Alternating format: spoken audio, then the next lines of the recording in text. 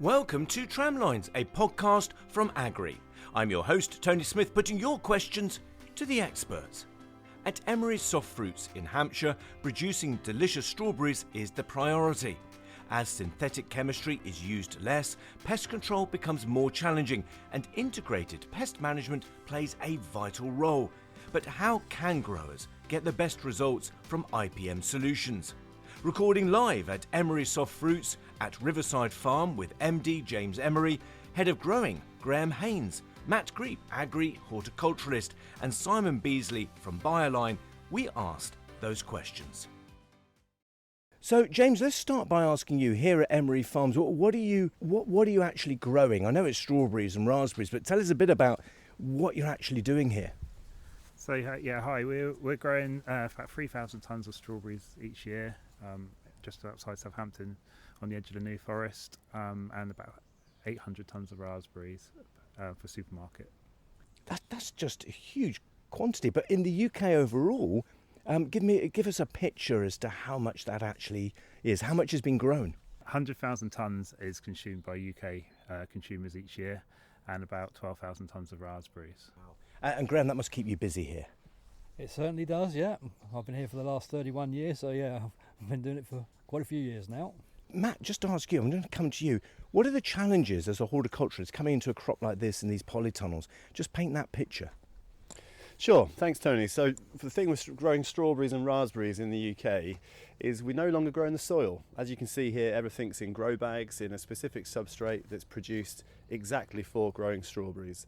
So we're choosing the substrate, we're choosing the variety of plant, we're feeding them through fertigation, which is the same as a hydroponic system. And as you can see in this polytunnel, we're creating an environment that's conducive for the plant to grow in. So we might ventilate the tunnel to try and remove the heat and get some airflow through here, but we've also got the introduction of pests coming into the crop where we need to be looking at those carefully and make intervention where we can. James, what are the challenges for you in terms of producing the quality that's demanded of, well, the end consumers? What are the challenges for you? So you want every punnet leaving the farm to sell the next punnet. So the quality's front and foremost of everything we do. So if you're a strawberry picker in the UK, you can go pick a crop on any UK farm. Generally, we're short of labour in the UK, so you have to have the best quality fruit just for the pickers and for the retailers and for the consumers, so they're buying the next punnet. And Graham, do you have to do a taste test? Yes, that's right, yeah. We have to make sure they taste as sweet as they're supposed to, yeah, for the consumer. From selecting the genetics as well. So we grow 2 strawberry varieties and 2 raspberry varieties in the business, and they are selected for their flavour and yield. Yeah, well, fantastic. I mean, if there's somebody listening, well, I guess we all buy strawberries at some point. Well, it's great to know that is such a focus. Simon, from your point of view, what are the pests that can be a problem here in this crop? So this time of year it's aphids, thrips and spider mite. They're the 3 key pests that we're looking for when we're walking through crops at this time of year. Yeah. And what's the impact of those pests on this crop then, James? A grade out, so it's wastage. So if you get a pest problem in your fields, you're putting more fruit in the bin, your yield goes down, and therefore your cost of production goes up. So as with all crops, you spend all that money growing the crop, you spend all that money harvesting it, the labour picking that, and then you're grading it out, which of course takes time and is money. So it has a big impact for you as a business. Absolutely, financial impacts are massive. If you're putting fruit in the bin, you're not selling it. You still have to spend the money picking it. You can't leave it on the plant, so you're picking it and not selling it. So it's a massive impact. Yeah. Let's walk up this polytunnel. For those of you who are listening today, this is quite an incredible growing environment. We're inside this polytunnel, which is how long, Graham? This one here is about 100 metres, this one. About 100 metres of polytunnel, and you can see all the strawberries here. Well, they're obviously not ripe at the moment, but they're looking, well, the crop is looking really heavy. When did you start actually picking your first crop? Our first ones we started about a month ago, wasn't it, I think, here. So, yeah, our early force ones that we fleece. Yeah, and Matt was telling me earlier you actually pick all the way through till December, is that right?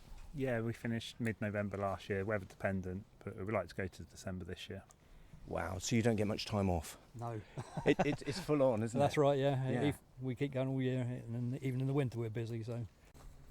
So, Simon, talk us through some of the beneficials. How do you help the growers with providing insects for that? So we provide pollinators, so bees. And those bees help to pollinate the flowers, and you get a better shape, more even shape on the strawberry. So that's obviously better for yield and quality. So without the pollinators, without the bees, you wouldn't get a guaranteed every single fruit pollinated. So And how do you know sort of what population to bring into the polytunnel for that effective pollination? Because it's obviously so important. So there are rates. A bumblebee, so we use bumblebees, not honeybees.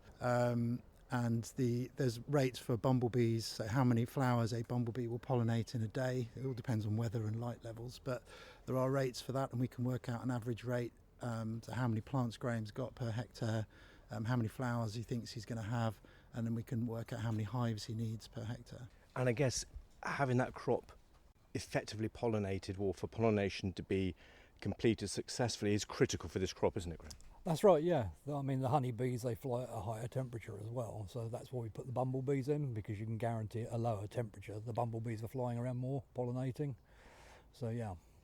Wow, so you really have to understand how that beneficial works and what the beneficial, in this case the bees, are doing in order to produce the crop in this, fairly intense growing environment. Yeah, that's right, yeah. You have to understand all of it. All the bumblebees we have now, they're all a natural. They're a UK bumblebee as well, so that's fine. When they finish, they just go out and carry on in the environment as well. So, yeah, sure. So in terms of pests then, Matt, when are the pests having an effect on this crop? So these strawberry plants will all be propagated by a nursery outside of this farm. So when Graham and James buy their plants in, the likelihood is they're going to get some free goodies on those plants. And they'll arrive in the form of spider mite eggs, possibly aphid eggs, and other insects that have overwintered and then arrived on the farm. So early doors, when the plants are planted, we'll begin scouting and looking around for what aphid and spider mite populations are about. And as the plant goes through excessive growth, and you get this big long extension growth on the leaf, we'll tend to then see flights of new aphid coming into the crop, and the spider mite levels might begin to rise with the leaf area that goes with it. So we're monitoring throughout the year, and we'll be making applications of biological predators across the season to try and match that pest-prey, the relationship between predator and pest. Yeah. Fascinating. So what are you introducing then to control that spider mite, the aphids? What comes in then? We talked about the bees for pollination. What else? So for those pests, there's a multitude of options that we can use. So for aphid, we've got predatory wasps. We've got bugs. So we've got stuff like Adalia, which is ladybirds, and Chrysoperla, which is lacewing larvae. So we can introduce those for the aphids. They're all natural. They're all UK specific species, so we're not allowed to release anything that's not native to the UK. And they're all in the environment already, but they're just, like I said before, there's not enough of them in this situation, so we have to keep an eye on that pest-predator relationship. And obviously the pests they reproduce a lot faster than the predators, and so we have to try and get on top of that by introducing the biocontrol that we produce. Sure. And of course there's different species of ladybirds, aren't there? Are these six-spotted or two-spotted? These are two-spotted. So we only produce the two-spotted ladybird. So that's the one that we use at the moment, yeah. And are you introducing that as the winged ladybird or as the larva? That's the larvae. So we can produce the larvae or the adults, but we prefer to introduce the larvae because they stay around for longer. But both the larvae and the adult will predate on aphids. So they're polyphagous, so they eat a lot of different insects. It's not just aphids. They prefer aphids because they're easy to eat, but they will eat all other types of pests as well. So it's a good one to establish in the crop because you're getting that multitude of control. Visit Fruit Focus on Wednesday the 8th of July and meet the Agrii team on stand 608 to discuss the growing season and what's ahead. Fantastic. James, let's just walk up through the crop here, and as the MD of the business here, this sounds amazing, and I'm sure for listeners as well, the way this integrated pest management has been introduced using these beneficials. Does that make you feel proud that we're using these insects in such a clever way to help manage and produce such a great crop? Yeah, I find it absolutely fascinating what these guys can achieve. We bought into this strategy probably 8-9 years ago, and we've been reaping the rewards. The beauty of it is the longer you're in that cycle, the better it is. We're overwintering such high levels of the good guys now that each year our spend on biocontrol's going down. So it's a really great way of doing it, because not only are our other inputs reducing, but our spend on the good guys is also going down because we're overwintering them, we're looking after them, so we're building up natural populations around the farm. So it's just one of them cycles which builds momentum. So you're actually growing and developing your own ecosystem in many ways. Absolutely, yeah. The team here highlight the problems and the beneficiaries we want to focus on, and each year we're doing more and more around the farm, so they've got somewhere to go in the winter to overwinter. So next year we're ahead of the pests. So that's a good news story, isn't it? If I'm looking to buy my English strawberries, that's a really great news story. I feel that story. It's great, isn't it? I think everyone, when they're going into a supermarket buying their punnet of strawberries, they look at the front label, they check for the Union Jack, they check for the grower name, and they want to know that they have been grown in the UK. The level of detail that good strawberry growers have to go to get that uniformity of product all underpins with the backbone of good IPM. And as James said, these guys have had that for years now, and they will do into the future. Yeah. Let's walk up here. Graham, I want to ask you about this crop here. So we can see here that the strawberries are very green. There's a couple now starting to get a little bit pink in colour. When will these be harvested? We've started harvesting these now. We've had the first few picks off these in the last couple of weeks. So right. This particular field that we're in is one of those overwintered fields that James was on about. So yeah. This was planted last year, overwintered, so we got a real big build up of beneficial insects in this one already. Yeah. So we haven't had to apply any new ones yet this year. Wow, fantastic. So pickers will come up here, and although there aren't many that look ripe, they will pick off the strawberries that are. Is that right? That's right. Yeah, you have to keep on top of it, otherwise you'll get birds coming in and things like that that just peck away at the first few. Well, how many times would a picker come up here in a season? In a season, yeah, we pick every 4 days roughly. Wow, every 4 days. Yeah. Okay, Matt, so just walking up here, and you've picked up a couple of strawberries there, and I don't think they're to eat. You've seen a pest issue. Talk us through that. Another challenge that we get in strawberries is when there's a mass of flowers out waiting to be pollinated. That's a great big flag in the wind for thrip to come into the crop and start grazing around the flower. Thrip might not be a commonly known pest for many people, but in strawberries, if we get bad thrip damage, they'll graze around the flower head, and that can lead to bronzing on the fruits. And if we have fruit going into the punnet that's bronzed, we lose that lovely pink reddish colour to the fruits, and it doesn't hit the markers that the supermarkets like. Yeah. So we can intervene with this by trying to control the thrips with macrobiologicals around that flowering period.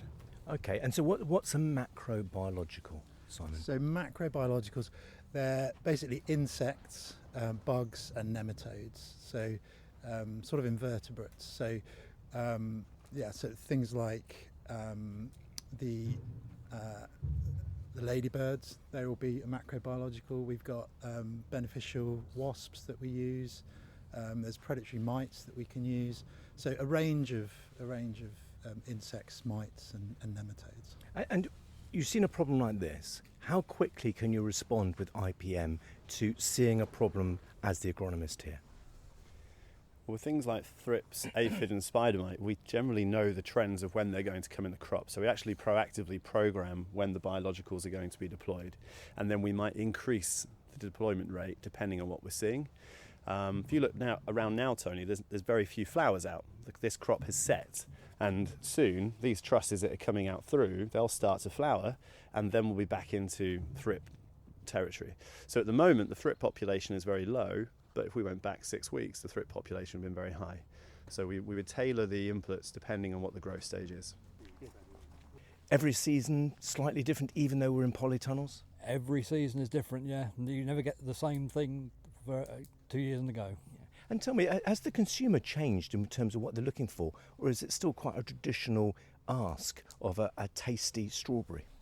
No, I think it's all still the same. They like to have a good English strawberry with a good taste, good flavour, good crunch to them. Yeah. So yeah. Great. Well, we're in the right place, aren't we? Walking up through these strawberries, it's just amazing. It really, really is. So we've just walked into another polytunnel here. This time it's a crop of raspberries.